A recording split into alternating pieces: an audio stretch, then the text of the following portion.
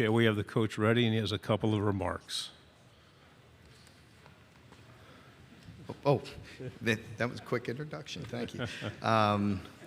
Good to see everybody. Just walked off the main stage, obviously, and as I mentioned in there, you know, everybody says it, but it's true. Really good to see everybody. I really do appreciate what you do. I see a lot of you, so many different places, and how hard you work, and all the different sports, and the travel, and everything. So really good to see everybody. It's an exciting time. You know, for us, and I mentioned it in there, but it's true, the last year or two, it's like chaos, you know, and chaos. But for us, it's like, let's get back to sanity. Let's get back to getting on the field, coaching football, and being around our players and being around our staff. And that's fun. And that's right around the corner. So looking forward to that. But great seeing everybody. Front row, coach, on the left. Chris Farblin, KCOU 81 FM. Coach, you guys brought in a lot of players in transfer portal, in particular on offense, Devin Leary, Ray Davis, and a lot of guys in the offensive line. I want to ask, do you believe that the transfer portal, do you believe it helps or hurts the parity of the sport, or widens or decreases the gap between talent between teams? Yeah, I think at this point, you know, that's hard to say. It's a great question. I'd say probably creates a little more parity. You know, just what the good and the bad from that is we're all in the same situation, right? So if you feel like maybe you're gaining on a team and maybe they don't have the guy at the right position or a weakness, they could just go out and fix it in free agency. And so that's the bad thing because, you know, some of the teams that are competing for championships each and every year are still going to be going and getting those top free agents. So it's kind of a double-edged sword, but we've done very well in the portal. And as I say a lot, and people may get tired of it, but you know, the situation is what it is. So we better do it the best we can and worry about Kentucky and handle my backyard the best I can. Front row, right. Jimmy Himes with the Sports Animal in Knoxville. Coach, talk a little bit about having Liam Cohen back as your offensive coordinator. And has he brought any new wrinkles from his first stop? Yeah, it's really great having Liam back. I think the big thing for us is the familiarity is there. You know, he knows what to expect from me. I know what to expect from him. It's not always easy. It's not going to happen just because we had success before, that it's going to happen overnight. I think with Liam, you know, he brings an energy and a juice in the building that's important, and a belief to our players. And I think even more so because you did see that first year, you know, when I hired him, he was kind of a relatively unknown. He hadn't been in that situation yet and called plays at that level and at the SEC level. So the fact that he did that and had success and went on to the Rams and then comes back, I think the confidence level from our players, from our team, from the organization is higher than it once was. Left side, second row. Coach Stoops, Jamal Kennedy, WSFA 12 Sports in Montgomery, Alabama. Alabama comes to Lexington this fall in November. Just curious in your thoughts, the excitement around hosting that team. You know, the last time you beat Alabama, of course, was in the 90s, but it did come in Lexington. I think, you know, that's one of those situations where it's such a long way off. But we have great respect for the history, the tradition, especially the teams on the West that we don't see much that do come in there. That's part of it. That's part of the argument, right, with creating one division and rotating them and all that. So I think that's a fair question. We have so many games before that. November's a long way off. But, you know, certainly, you know, the respect is there for Alabama, and the fact that they're coming to your stadium, it's there. It's part of the schedule. It's good for season tickets. It's good for all those things. But for us, there's a lot of work to do in between. Right side, front row. Chris Williams, CBS Oklahoma. Coach, what do you think it'll be like for you the first time you take the team to Norman, and who do you think Bob will be pulling for when that day comes? Yeah, that'll be definitely a strange feeling. You know, the last time I was in Norman, I was the defensive coordinator, and we were playing them, and it was my first year, our first year at Florida State, and it didn't go so well. So I don't have such fond memories of that. So, of course, a year later in Tallahassee, it was a much better game, and but in year one there at their place at that point in time wasn't much fun. But I wish I had got a shot at them a couple years later when we had them going in Tallahassee. But no, it'll be a challenge. Again, the respect I have for Oklahoma and Drake, who was asked that in there. I'm so proud of Drake and the way he's playing, and Coach Venables. I've known him for such a long time. So nothing but respect and admiration for Oklahoma. But when we play each other, we'll both be trying to win at all costs. So. Second row. Hey, Mark. Justin Rogers now heads to Auburn. What kind of a player does he bring to that program? And I guess how difficult are conversations like that when a player comes to you and decides to transfer? And kind of what was the crux of that conversation between you and I'd him? like to keep that private, but I think the world of Justin. I really do. I love him. He's a great young man and a great player, and he'll do well. And I think we're all on both sides of that, and so I have nothing but good things to say about him, respect, and he'll do very well. And, so I wish him well. Left side, third row, and then pass it one over. Okay. Coach, what's the transition been like on offense with losing Will Levis, a guy that's been with Kentucky for so long, and moving off a guy like that? How's the offense going to look? Is it going to be any different?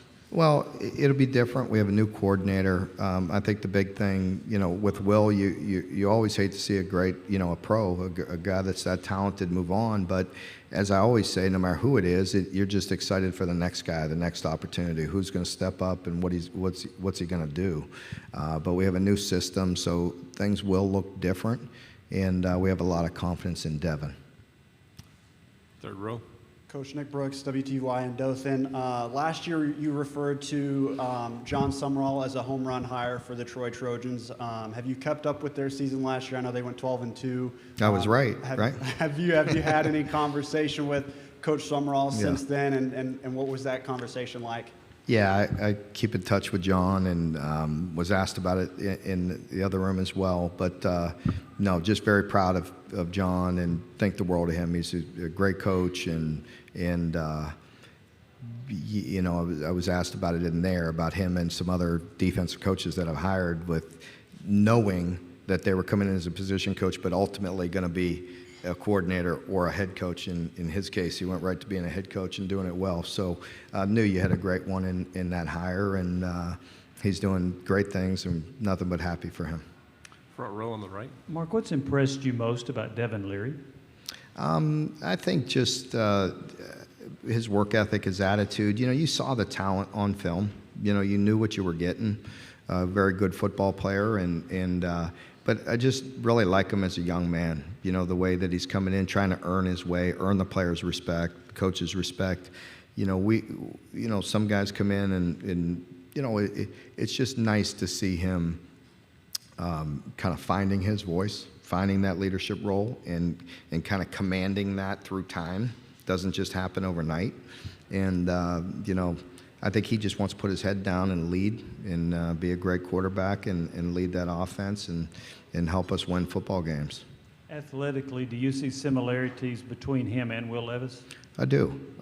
I see both of them creative at times in the pocket, and in their ability to, I think last year was different for Will. Certainly once he got injured, his ability to scramble and just, that comfort level wasn't there. He was playing with an injury. But, prior to that, both of them have that ability to escape and elude pressure, to either get the ball down the field or get some tough yards with their feet, whatever they have to do. Front row. Hey, Coach, great to see you. Good to see you. AP Stedham, AP and Kelly, as we see at Syndicated Radio. Coach, can you tell us about your wide receivers, some of your young wide receivers this year? Yeah, I think, last year you saw that, and Dane Key and Barryon Brown, two freshmen, that really, had a big year for true freshmen. We need to see their growth, and we need to see some other guys step up. Tavion T-Rob in the slot position really has that ability. We need him to continue to improve. A guy by the name of DeKel Crowdis can really run, has some great top-end speed. So we feel like we have some weapons there, and needed to shore up the offensive line to get that ball down the field, and try to get back to some play action, and we need to create more explosive plays. Right side, third row, we'll take both of you guys. Mark, Kentucky was one of the first sort of states to adopt NIL legislation. I'm kind of curious on your thoughts on that, with obviously with the current gray area, with the IRS memo, and obviously the statement made by the NCAA. How are you sort of operating the program in lieu of all this gray area? I mean, is there confidence in the state law in that process and so forth? Yeah, I have confidence in the state law, and I don't really want to get into all the weeds of the gray, if you will. I don't think that would be wise. But I think there's a lot of gray nationally. Coach Stoops, you've talked a lot about Oklahoma today and your respect for Brent Venables. I was just curious, after a disappointing season last year at OU, what advice, if at all, would you give for them to prepare for the SEC? I don't need to give them advice. I don't want that soundbite out there. That I'm a little wiser than that after 11 years. So I don't think I need that narrative in the Daily Oklahoman tomorrow. So Brent knows what he's doing. That program knows what he's doing, and they will figure it out. And it's a long ways off till we play them, but I have a lot of confidence in Brent and that program. Final two questions will be here, second row and then in the back. Sierra Newton for BBN tonight. We've seen a lot of growth out of Alex Safari. What are your plans for him this season? Yeah, Alex has been, came in and did a really good job as a true freshman. He's the type of guy that could play multiple positions. In kind of being such a young guy, to see where his body goes, because he's a big physical guy already as a freshman. But he has some unique skill sets, and he's just a very good football player. So we just need to continue to work with him, continue to play him at the position where we did a year ago at the nickel position a little bit, but also safety, and we'll see where it goes with him, because he's talented, but again, he's young, and where's his body going? I mean, some guys gain 10, 20, 30, 40 pounds. You just don't know where it's going to go, but he's a good football player. Final question. Dan Peck, ESPN 106.7 in Auburn. Coach, when you got to Kentucky, Hugh Freeze was the head coach at Ole Miss. Now he's back in the SEC at Auburn. Your relationship with Coach Freeze and your thoughts on his return to the conference? Yeah, I was happy to see Coach back. He and I back in his first go-around used to play a little golf prior to our SEC meetings over in the spring, and we talked about getting that back together again. But no, he'll do a great job, and good to see him back. Coach, thank you very much. Thank Great you all. job.